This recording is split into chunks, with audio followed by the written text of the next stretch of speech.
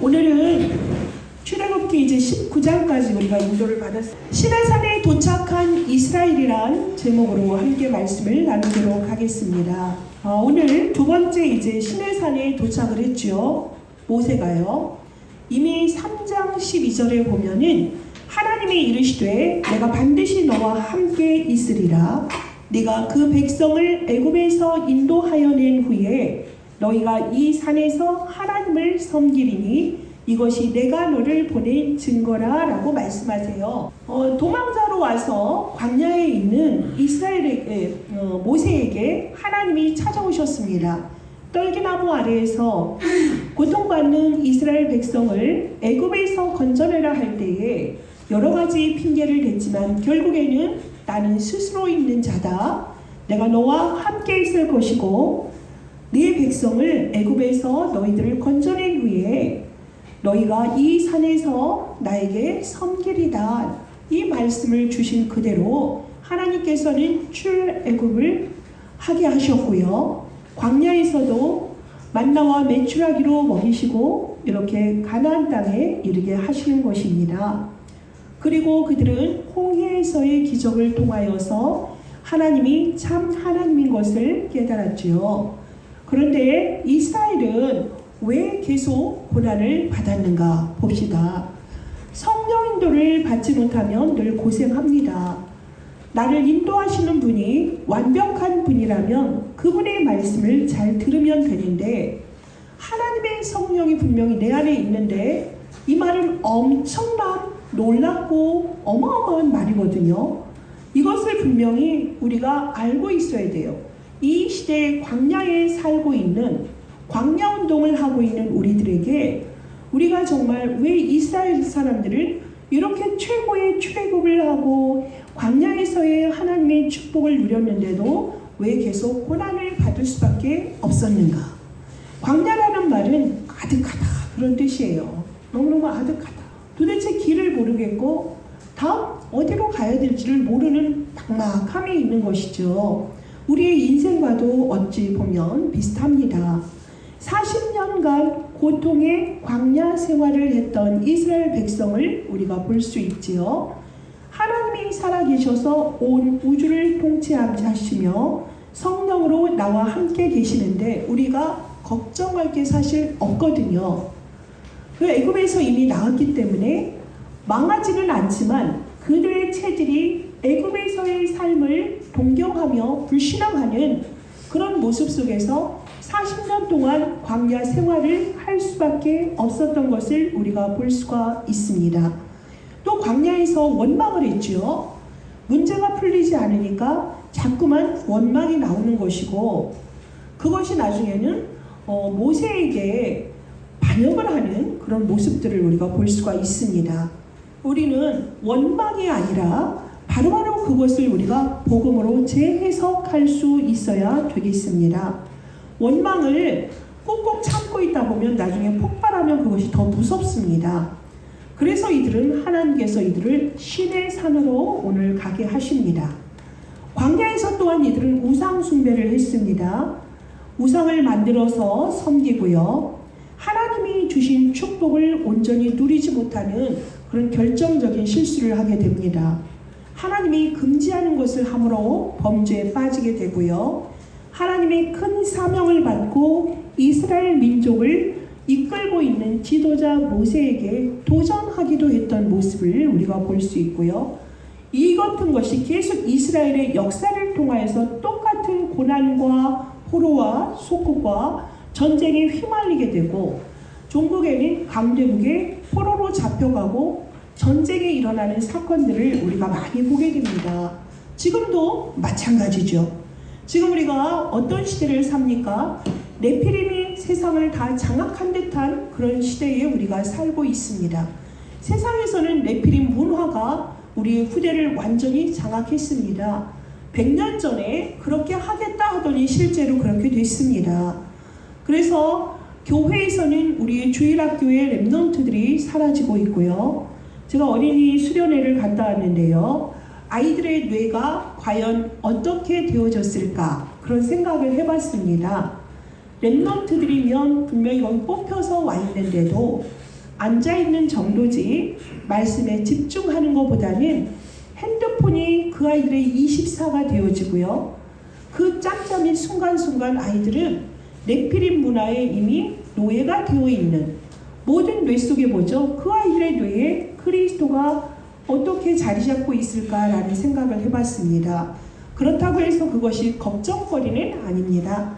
지금 후대들은 말씀이 지금 담겨지는 시간이기 때문에 그 아이들이 열심히 노트 필기를 하지 않았다 하더라도 하나님은 그 아이들을 그곳으로 불러주셔서 이미 치유하고 계시고요. 노트 정리를 잘 했다 해서 그 아이들이 모범적이냐? 그렇지 않을 수도 있습니다. 하나님이 택하신 자녀들을 끝까지 인도하십니다. 그래서 이 시대에 남은 자 운동을 하게 하실 줄 믿습니다.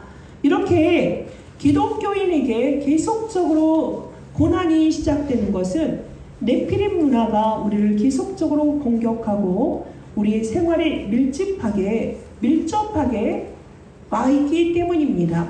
자, 여러분 보세요. 어떤 사람에게는 사람을 따르게 하고 사람에게 이렇게 집착하게 하는 사람이 있고요. 어떤 사람에겐 의식주에 완전히 매몰당하게 합니다. 그래서 그의 삶이 완전히 육으로 사는 인생에 완전히 가둬버리지요. 우리의 후대들은 문화라는 콘텐츠를 통하여서 모든 부분을 이미 다 장악을 한 것 같습니다.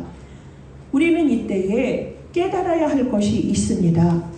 분명히 하나님의 은혜와 축복 그리고 복음을 체험한 이스라엘입니다. 그런데 이들이 그 은혜를 잊어버렸습니다. 오늘 말씀에 보면은 독수리 날개로 이스라엘 민족을 업어서 인도하셨다고 말씀하십니다. 세계가 여호와께 속해 있다는 사실을 여러분 다시 한번 상기하시기 바랍니다. 이스라엘은 하나님이 주신 은혜를 잊어버렸어요. 분명히 하나님은 우리에게 언약을 주셨거든요. 이 언약은 모든 것입니다. 구원입니다. 복입니다. 은혜입니다. 출애굽기 3장 18절에 희생제물 즉 어린 양의 피를 뿌림으로 말미암아 죽음의 사자가 넘어가므로 그들은 구원을 얻었거든요. 이 피의 언약을 잊어버린 것입니다. 그리고 6월절의 비밀 그 어린 양의 피를 바른 날에 흑암이 완전히 무너졌던 사실에 대해서 우리는 깊이 이해해야 되겠습니다. 왜냐하면 구원을 받아놓고도 그 축복을 누리지 못하기 때문입니다. 그러나 하나님의 자녀가 이 사실에 대해서 정확히 알고 인식하고 인지하고 항상 감사하다면 문제가 와도 괜찮습니다. 이게 제가 겪은 건 아닌데 실제적인 간증인데요. 이 귀신에 들려서 네피림에 완전히 사로잡힌 젊은 학생이 있단 말입니다. 그래서 이 사람이 귀신에 잡혀 있으니 친척 집에 놀러 왔는데 그 친척을 업고서 창문에서 떨어져 같이 죽으려고 했어요. 그런데 그 아이는 복음을 아는 아이였어요. 등에 업힌 아이는 복음을 아는 아이라서 어린 양의 피에 고백을 했더니 친척 언니가 그렇게 피냄새가 나냐고 그러더래요. 말하지 않았거든요. 피냄새가 왜 이렇게 진동하지?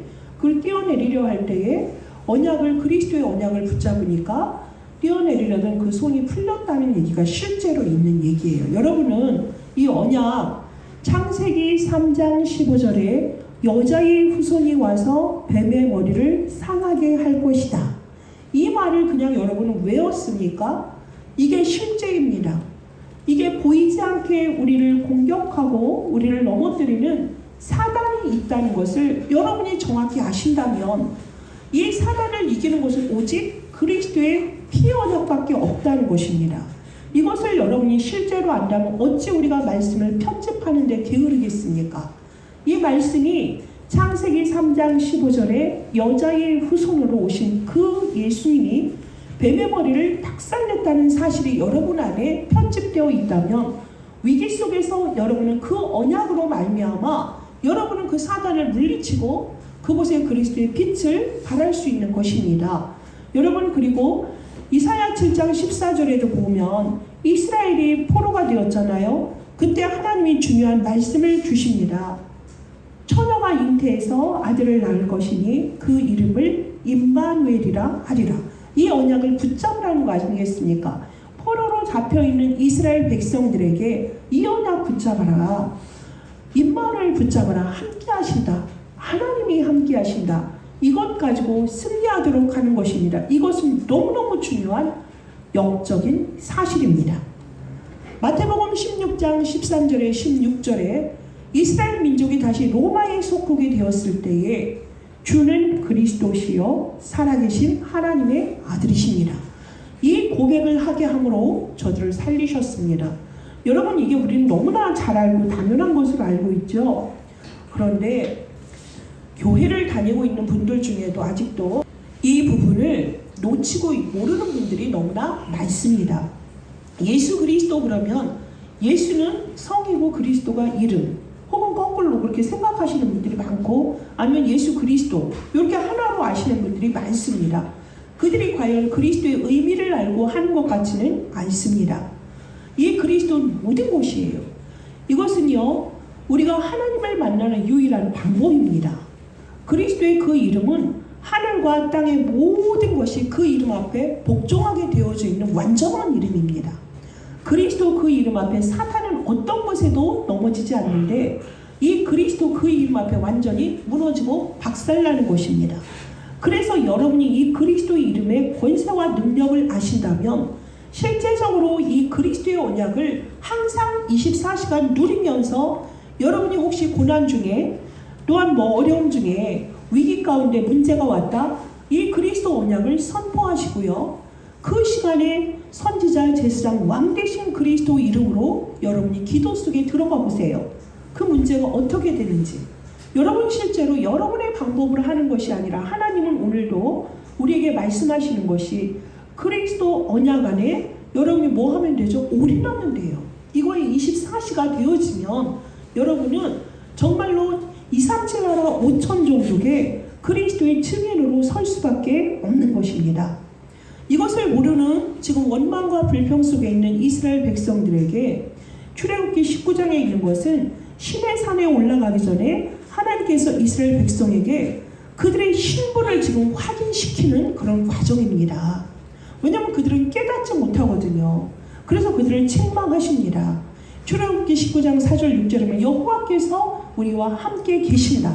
그러면서 모든 해석과 판단이 나오도록 세계를 주관하는 하나님의 성령으로 우리 안에 함께 하신다는 것을 지금 보여주고 있거든요.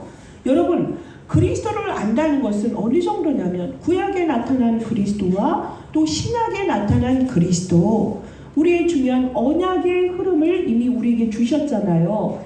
그러면 그 말씀으로 문제 앞에서 해석하는 눈이 있어야 돼요. 어떻게? 세상 사람들처럼 문제 앞에, 사실 앞에, 진실 앞에 보여지는 대로 말하는 것이 아니라 그것이 왜 이 시간 나에게 되어졌을까? 이 사람을 왜 만나게 되었고, 내가 왜 이 직장에 있으면서 이 고통을 당해야 될까? 내가 왜 이 교회에서 있어야 될까? 이런 부분에 대해서 하나하나 질문을 해보세요. 그래서 하나님께 그리스도의 언약을 붙잡고 기도해보세요. 그러면 거기에서 하나님의 계획이 보입니다. 거기서 하나님의 영적인 사실을 발견할 수밖에 없죠. 그런데 그 해석을요, 구원받아 놓고 엉뚱하게 해석을 한단 말입니다. 불신자 상태에 살고 있는 사람들과 똑같은 가치관과 세계관을 가지고서 그 해석을 한다면은 어리석은 광야에서의 이스라엘의 모습일 수밖에 없습니다. 여러분, 해석을 제대로 한다면 여러분 속지 않거든요. 여러분의 생각의 잣대가 어디에 머무냐 이거예요. 어차피 우리가 세상 나라에 살고 있습니다. 그러면은 세상 나라에는 두 가지가 있어요. 하나님께 속한 자냐, 마귀에게 속한 자냐. 그러니 우리는 하나님 나라에 속한 자로서 늘 하나님과 접속이 되어줘야죠. 어떻게 사단의 나라 속에 접속이 되어야 되겠습니까? 내가 지금 좋아하는 것, 내가 친한 것, 내가 정말 관심 있고 나의 생각이 머무는 곳, 나의 시간이 머무는 곳이 과연 하나님이 기뻐하시는 것일까? 이 나라는 하나님의 나라일까? 네피림이 쫙 깔아놓고 나를 속이는 현장일까? 정말 광명한 천사의 모습으로 있으면서 나를 멸망의 길로 인도하는 그 길인가를 분별할 수 있어야 돼요. 여러분이 이런 눈이 열릴 때에 여러분이 속지 않습니다. 여러분이 거기에서 이곳이 하나님의 축복이요, 하나님의 어마어마한 언약이 성취되어지는 곳이구나 확인하면 그 이후에는 흔들릴 일도 속을 일도 넘어질 일도 없습니다. 이 해석을 잘하는 우리 다민족 선교계 모든 주의 백성 되시길 원합니다. 그래서 정말로 여러분들이 깨닫지 못하여서 어리석고 방황하는 그런 삶에서 완전히 벗어나시기 바랍니다. 그래서 우리에게 이번에 7여정, 7망대, 7여정, 7이정표가 있는 것입니다. 그리스도로 망대가 세워진 분들이라면, 보좌에 나의 망대가 세워진 분들이라면 여러분이 가는 여정은 보좌의 축복의 여정입니다. 증인의 여정입니다. 거기에서 여러분이 정말 그리스도 안에 있는 많은 지식과 지혜, 보가, 세상을 살리는 모든 것, 하나님의 방법을 여러분들이 알고 누리고 그것의 증인의 삶을 살 수밖에 없는 것입니다.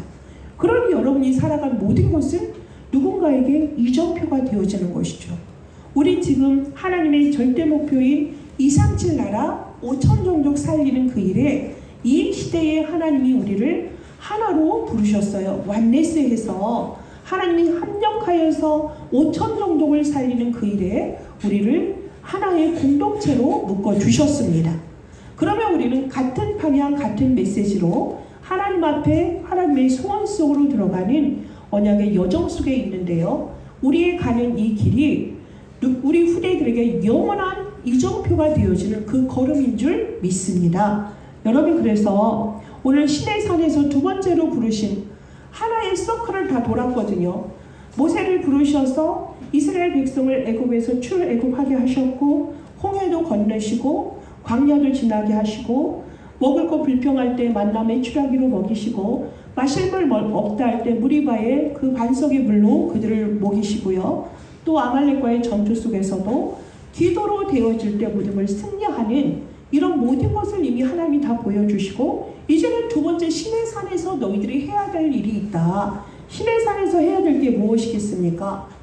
거기서 이제는 복음을 완전히 깨달은 자로 너희들이 이 복음 운동하라는 것입니다. 제자 운동하라는 것입니다. 우리가 지난주에 광야에서의 제자 운동이라는 말씀을 함께 나눴습니다.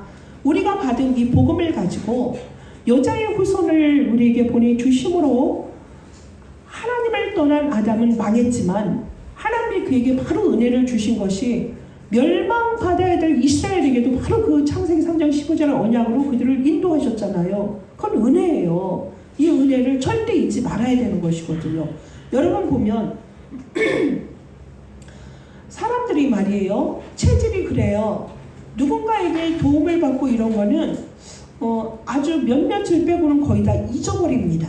고맙다 하고 잊어버려요. 그런데 여러분에게 여기 막히는 것이 하나 있죠. 상처, 트라우마. 그거는 제발 잊어버려도 되는데 그거는 끝까지 사람들이 붙잡고 있어요. 근데 보면은 누군가는 그에게 도움을 주는 게 사실 물질적으로나 이렇게 도움을 주는 게 쉽지 않잖아요. 배려를 하는 건데, 작은 배려건 큰 배려건 사람들은 그걸 너무나 당연히 여기는 사람들이 많아요. 당연하고 그걸 잊는 경우가 너무나 많더라고요. 여러분, 우리는 상처와 트라우마는 바로 그리스도로 촥 물리치시고 바로 뭐 하면 되죠? 하나님의 은혜를 날마다 상기시키고 모든 것에서 하나님의 은혜를 찾는 지혜가 있길 바라겠습니다. 믿음이 있길 바라겠습니다. 모든 것이 사실은 다 은혜거든요. 세상은 그걸 모르니까 어떻게 하죠? 네피림이 너가 명상을 하면 네가 하나님처럼 될 수 있다. 네가 하나님처럼 눈이 밝아져서 세상에서 네가 왕노릇할 수 있다. 속입니다. 그것은 뭐예요? 그래서 너가 너를 찾아라. 잃어버린 너를 찾아. 네 안에 너를 찾아. 그러면서 사람들을 속이면서 현대인들이 너무나 바쁘고 정신적으로 완전히 시달리고 마음도 갈팡질팡하는 사람들을 아주 환경이 좋은 곳으로 불러다가 명상운동, 요가, 걷는 것도 명상이요, 바다를 보는 것도 명상이요, 숲을 걷는 것도 명상이요, 사람에 대한 공감을 하는 것도 명상이요, 요가를 통해서 몸을 릴렉스 해줘라. 좋은 곳에서 템플 스테이나 그렇게 하고 오면 잠깐은 좋지요. 영원한 해답이 됩니까? 절대 그렇지 않습니다. 그런데 세상에서 사탄은 어떻게 하죠? 명상을 통해서 수행을 하면 된다라고 얘기를 해요. 수행, 종교잖아요. 아무리 제가 노력을 한들 인간이 정말 이사야 64장 6절에 뭐라 그랬죠? 인간의 그렇게 의가, 인간의 선행이 더러운 옷과 같아 있습니다. 말은 잎사귀가 됩니다. 죄악입니다. 그런데 사탄은 속여요. 여러분, 수행한다 해서 절대로 내가 하나님처럼 될 수가 없습니다.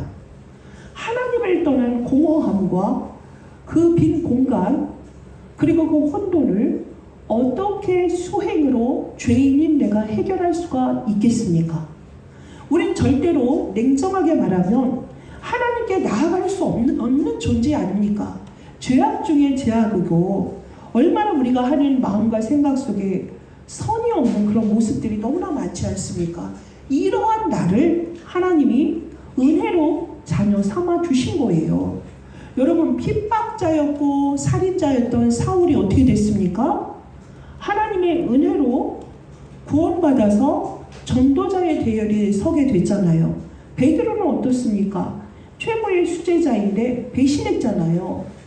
배신했고 정말 그거는 너무너무 부족한 부끄러운 인생인데도 하나님은 그를 다시 세계복음화의 귀하게 쓰게 하신 것이고, 우리는 누구를 탓할 것도 없고요.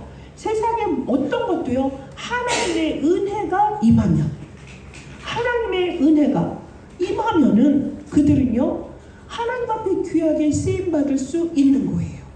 오늘 6절에 보면 너희가 내게 대하여 제사장 나라가 되며 거룩한 백성이 되리라.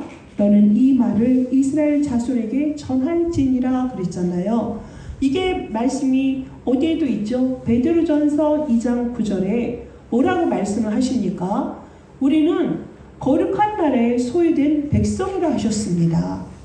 거룩한 나라에 소유된 백성이라 하면 무엇입니까? 소유라는 것이 하나님께 속해 있다라는 말도 되고, 사람들이 이제 소유의 개념이 좀 잘못 들어가서 하부 계층으로 해석을 하는 경우가 많죠. 그 단어가 먼저 우리에게 인지되어지는 것이. 그런데 이거는 엄밀히 말하면 하나님이 우리를 세굴라로 부르셨다는 거예요. 세굴라. 이건 뭐냐면 하나님의 보석이다, 보배다, 보화다, 이 말입니다. 나는 너를 보배로 부른 것이야. 너는 나의 보화야. 이런 얘기거든요. 세굴라. 제가 우리 막내를 임신했을 때 RTS 졸업할 때 제가 저기를 다녀오지 않은 성지순례를 갔다 오지 않았습니까? 그때 이제 이탈리아 말을 이렇게 막 듣고 하는데 제가 그때 잡은 단어가 떼소르였어요. 떼소르. 너무너무 고배롭고 소중하고 존귀한 그런 뜻이거든요. 그걸 이제 제가 잡고 있을 때 우리 동기 여자 목사님들이 그걸 기억하시고 끝까지 우리 교영이를 떼소로 잘 있냐고, 떼소로 잘 있냐고 이러는 분이 있었는데 그거 참 중요합니다. 그 단어가 이제 각인이 됐죠. 너무너무 고배롭고 소중한, 똑같습니다. 세굴라. 여러분이 그러한 백성이라고요. 하나님이 여러분을 고배롭고 존귀한 자로 부르셨다니까요. 그러면서 하나님이 우리를 뭘로 했죠? 왕같은 제사장들이라고 그랬습니다. 제사장은 다리 역할을 하는 것입니다. 세상에 그리스도의 빛을 전함으로 말미암아 그들의 저주, 죄, 재앙, 어떠한 종교 방법으로도 해결할 수 없는 것을 해결하는 방법을 전달하는 거예요. 그런데 그냥 제사장의 축복 정도가 아니라 왕같은 그랬어요. 우리에게 통치권까지 주셨다니까요. 통치하도록. 이 권세를 우리에게 주셨어요. 하나님께서. 그래서 우리는 왕같은 제사장들로 세상 사람들에게 답을 주고 살리는 그 역할을 우리에게 부여를 해주셨다니까요. 여러분, 옛날에 제가 대학 다닐 때 사이먼 앤 가펑클이라는 사람들이 노래 부른 험한 세상 다리가 되어, 그게 팝송이지만 정말 우리에게 복음성가 이상으로 우리에게 힐링을 주는 노래입니다. 험한 세상의 다리가 되어지도록 내가 낮은 자세로 내려가서 너희들을 도와줄게. 그들에게 답을 주는 자로 산다는 얘기거든요. 여러분, 팝송 듣다 보면 제가 좋아했던 많은 팝송을 보니까 너무너무 무서운 그런 내용들이요. 정말 사단에게 잡혔던 네피림의 그런 팝송이었던 것들이 많더라고요. 저는 좋다고 열심히 들었던 것들 안 듣습니다. 복음 듣고 나서는 안 듣는데 그러한 부분들이 정말 우리가 알아야 돼요. 우리 후대들이 어느 정도 깨어 있어야 되냐면 사탄은 지금 모든 거 알잖아요. 여기 아는 친구들 많잖아요. 이거를 거꾸로 말을 뒤돌려 보면 가사하고 반대말로 거기서 아주 그냥 사탄이 우리를 비난하고 교회를 비난하고 예수님의 이름을 비난하고 사탄을 찬양하는 그런 노래들이 여러분이 좋아하는 아이돌 노래 가사 속에 너무너무 많이 있습니다. 그렇게 해서 백워드 마스킹을 통해서 사람들을 속이고 있는데 우리 후대들은 그걸 모르고 좋다고 하더라고요. 좋다고 그걸 따라하고 춤을 추고 하는 게 많은데 그러면서 우리의 뇌가 뭐가 되죠? 사탄의 완전히 뇌로 잡히게 되는 거예요. 이러한 부분들을 우리가 정확히 알고 세상 나라에 정확한 복음을 전달하는 빛의 성전이 바로 여러분이 그 정체성을 빨리 깨닫기를 바라겠습니다. 그래서 우리를 어두운 데서 불러내어 그의 귀한 빛을 들어가게 하시니에 아름다운 덕을 선전하는 자로 우리를 부르셨다고 하지 않습니까? 그것은 바로 뭐예요? 전도하라는 거죠. 우리는 그러한 사람들입니다. 세상이 아직 하나님을 알지 못하는 사람들을 위해서 중보기도 함으로 그들이 하나님께 돌아오도록 기도해주고 그들에게 정확한 그리스도의 복음을 증거함으로 어디에 머물러야 되는지 네가 이제부터 24시간 접속해야 될 곳은 하나님의 나라다. 교회 와서 정말 예배드리면서 그 예배 속에서 너가 하나님의 하늘의 양식으로 날마다 공급받으며 그 양식으로 너가 하루하루를 살아가는 하나님의 말씀이 네 안에 들어가야 될 이유, 오직 그리스도여야 될 이유, 하나님의 나라를 건설하는 그 일에 뽑힌 이유, 그래서 성령의 충만을 받아야 될 이유를 여러분들이 그들에게 전달할 수 있어야 되겠습니다. 캠프입니다. 전도에서 빛을 비추는 거죠. 어둠 속에 있는 사람들 거기서 빠져나오도록 그래서 하나님의 영광의 나라로 인도하는 그 일에 여러분이 쓰임받도록 하나님이 오늘 우리를 부르셨다는 사실입니다. 그것이 시내산에서 이스라엘 백성들을 부르시고 갈보리산의 언약을 그들에게 나타내시면서 이 시대에 해야 될 것을 하나님이 오늘 본문의 말씀을 통하여서 우리에게 보여주시고 계신 것입니다. 그래서 결론은 우리가 갈라디아서 2장 20절의 말씀처럼 내가 그리스도와 함께 십자가에 못 박혔나니 그런즉 이제는 내가 산 것이 아니요 오직 내 안에 그리스도께서 사신 것이라. 이제 내가 육체 가운데 사는 것은 나를 사랑하사 나를 위하여 자신을 버리신 하나님의 아들을 믿는 믿음 안에서 사는 것이라 하셨습니다. 복음을 깊이 뿌리 내리십시오. 복음이 정말 깊이 뿌리 내려줘야 되겠습니다. 이미 우리는 교회 안에 있는 사람들은 예수님을 영접했고 전도해야 될 이유도 알고 있고 혹은 여러분이 그동안 많은 사람을 영접하고 전도했을 것입니다. 복음이 정말 깊이 뿌리 내려지고 넓게 확장이 되어져야 되겠습니다. 복음의 높이가 더 확장되어져야 되겠습니다. 하나님을 아는 것에 더 집중하세요. 정말로 여러분이 말씀을 통하여서 하나님의 복음의 말씀을 하나하나 편집하고 그것이 여러분의 삶 속에서 24시간 묵상이 되어진다면 정말 여러분은 저절로 여러분의 삶 속에서요 전도가 되어질 수밖에 없어요. 하나님이 그들에게 사람을 몰아주십니다. 그래서 현장에서 빛을 바람으로 승리하는 인생 속에 살게 하십니다. 그래서 우리는 항상 흔들리지 않는 믿음 속에서 구원받은 성도로서 항상 감사하시고요. 에베소 6장 10절에서 20절에 있는 말씀으로 모든 것을 무장하십시오.